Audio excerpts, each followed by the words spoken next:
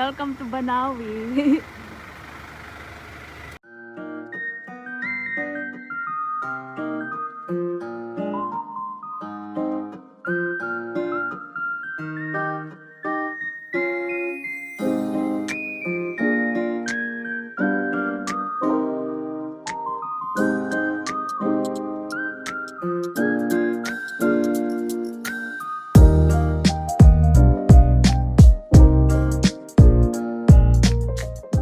After 10 hours, nakarating na kami sa accommodation namin.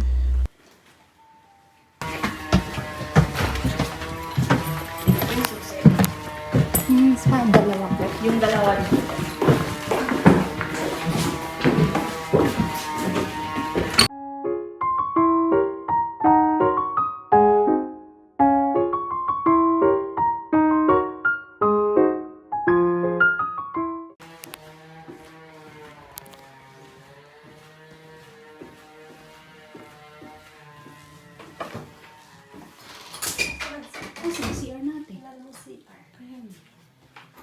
Nagbayad kami dito sa room na to ng 1,000. Good for 2. Ayan.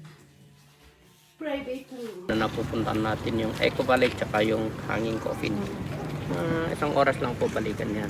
Pero depende pa rin yung pacing natin. Pag bawat environmental fee. 10 pesos. Access fee pala. First destination. Welcomes you Sunday service 6.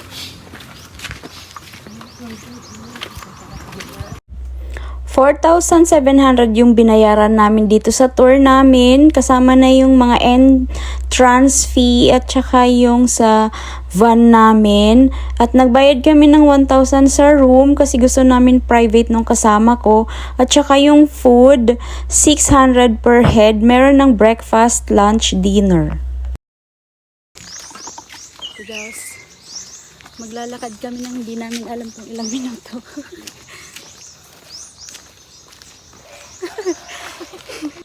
The Church of Saint Mary, the Virgin Cemetery.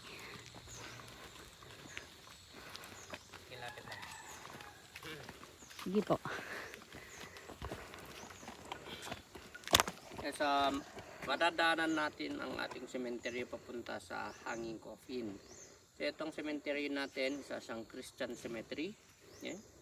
Ito ang isa na pinakakakaibang cemetery dito sa Pilipinas. Kakaiba talaga dito sa Sagada guys kasi free lang yung pagpapalibing at saka pwede pang magpa-reserve yung partner nyo kahit buhay pa siya. Free din. Kahoy siya na parang ganito pero malambot yung kahoy niya kapag magdaan. Papunta po kami sa Hanging Coffin. Medyo may trick siya. Hindi naman ata to trick kasi. Hindi naman siya mahirap. Matitibay kasi mga bibigat. So meron tayong picture area dito or viewpoint.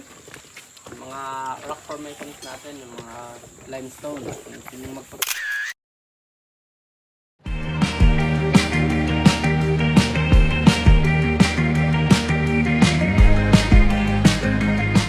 Dito rin po tayo dada. Mataas. sa mga ayaw pong bumalik, pwede na pong magmaiwan. Balikan natin dito pa. Mag-overnight na po pala dito yung ayaw bumalik. Videoan mo si Kuya. 10 pesos yung binayad natin sa pangkalahatan na po ba yung 10 pesos na yun or per head? Yung 10 pesos na binayaran nyo doon sa harap? Per head po yun. Hindi naman yun sigaw sa akin. Per head. Ate, huwag ka daw sumigaw. Magkakaroon ng bago. Normal pa yun sa akin. Baka mabawasan ng pa. Bayad na naman kayo niyan. Yeah. Rock climbing daw 500 pesos per Gusto head. nyo ba subukan? 1 to sawa. Ayoko. At ngayon na wala yung naglagay ng pang rock climbing, libre na po siya, walang lupit. Yun lang. Spider-Man. Walang bayad. Hindi tayo pwede mag-shades dito baka Ano tayo pababa? Suot ka lang kasi. Pagubad mo na sa ibang Nasa ano ka na nga, ibang planeta. Ay, lugi tayo kay Paula. Hindi mapapagod mo. Kaya nga eh. Pababa pa lang. Masa ano talaga pag pababa? Masakit sa tuhod. Sa ano ba? Dito na kayo. Ito na, nagbibideo na kami. Dito kasi abot yung sahig. Mga ito pala ang tinatawag natin na coffee arabica. Ayan, no? Ayan, Ah, yung ito. mga green na mga beans. Coffee ah. So, isa yan sa mga primary products ng Sagada sa ngayon, mga coffee arabica. So, ang dami na yung mga gumagawa ng mga fake products ng Sagada. Pag, yung tatak niya is Sagada coffee. Pero pag tikman mo, robusta pala yung nasa loob. No? So, dahil sa hirap ng pagtatanim ng mga kape dito, tsaka konti lang yung mga kape na meron sa Sagada. Kaya kapag napupunta sa ibang lugar, konti lang. Madaling maubos. Kaya ang ginagawa nila is gumagawa sila ng mga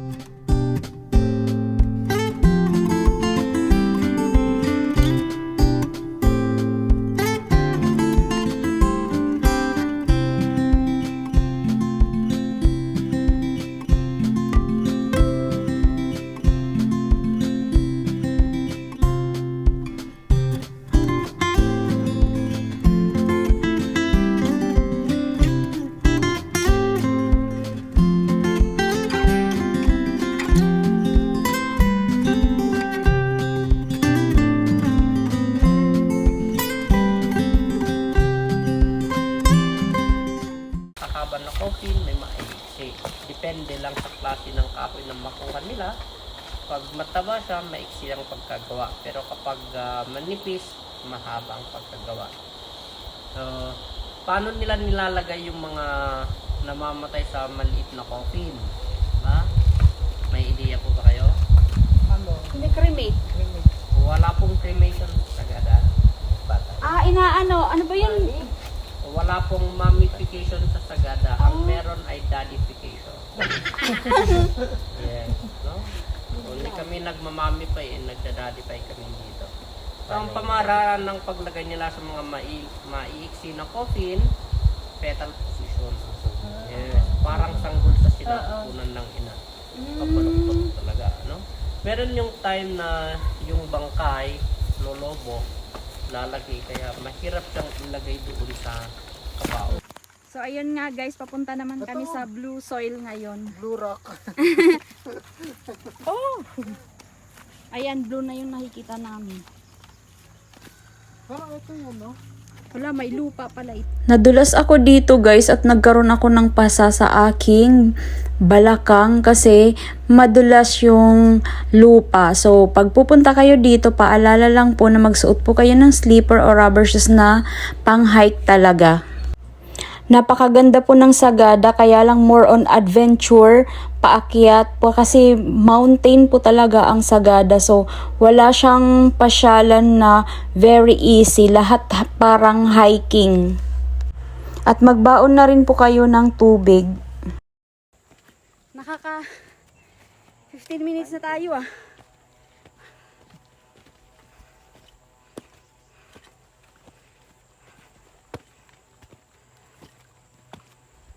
Gusto mo buko juice? Senior citizen? Soft drinks. Soft drinks, gusto mo? Rest muna.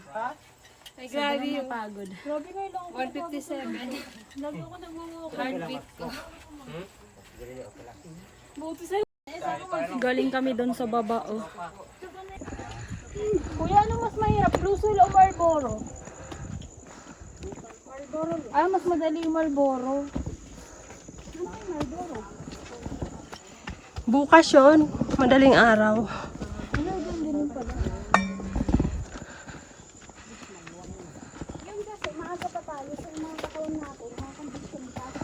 Antok pa. Galing pang mawa to. 20 minutes na po kaming naglalakad. 20 na ba? 30?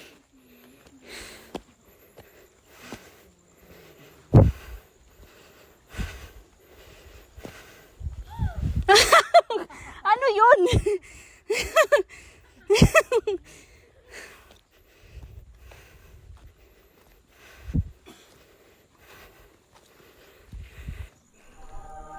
Ayan na guys. Narating na namin. Ay.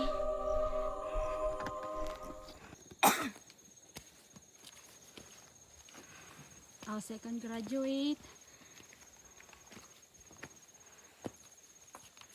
Na po ang aming pagdating. Nagbabawal na.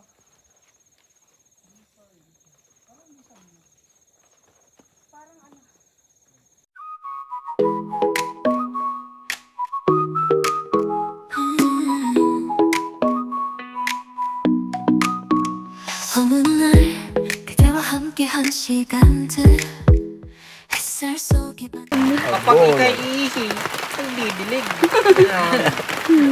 Abono pala yun, Ate Del. Sige na Tide, mag-abono ka na Tide. Didilig.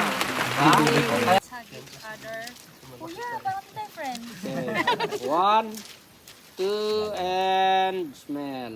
Smell daw yung katabi. Mm. So this is it pansit. Tapos na yung paghihirap namin. Hindi pa may cave pa. Na hanggang ano daw, leeg yung ano lalim pag naka upside down.